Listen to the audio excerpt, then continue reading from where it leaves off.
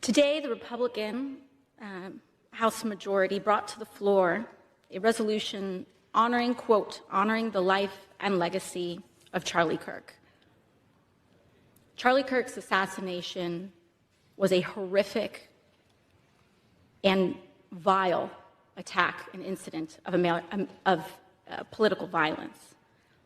And condemning the depravity of Kirk's brutal murder is a straightforward matter, one that is especially important to help stabilize an increasingly unsafe and volatile political environment where everyday people feel more at risk.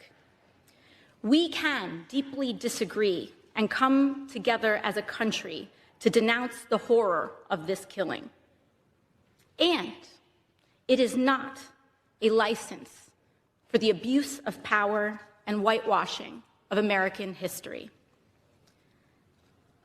Today's resolution only underscores the majority's recklessness by choosing to author this condemnation and honoring on a purely partisan basis, instead of uniting Congress in this tragedy with one of the many bipartisan options to condemn political violence and Kirk's murder, as we did with the late Melissa Hortman.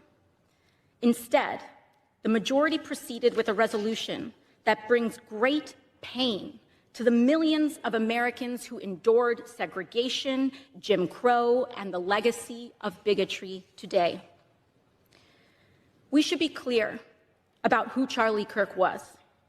A man who believed that the Civil Rights Act that granted Black Americans the right to vote was a mistake, who after the violent attack on Paul Pelosi claimed that, quote, some amazing patriot, unquote, should bail out his brutal assailant, and accused Jews of controlling, quote, not just the colleges, it's the nonprofits, it's the movies, it's Hollywood, it's all of it, unquote.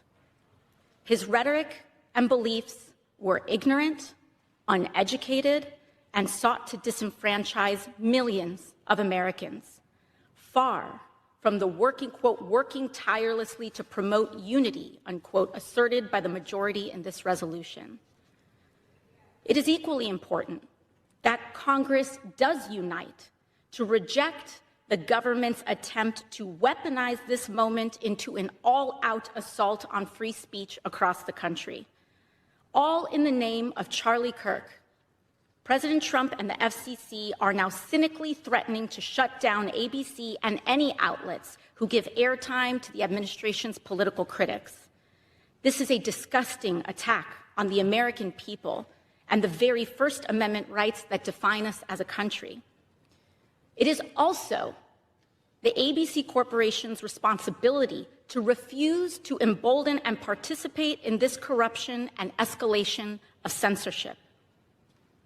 We continue to pray for Mr. Kirk's family and loved ones in the wake of this terrible act.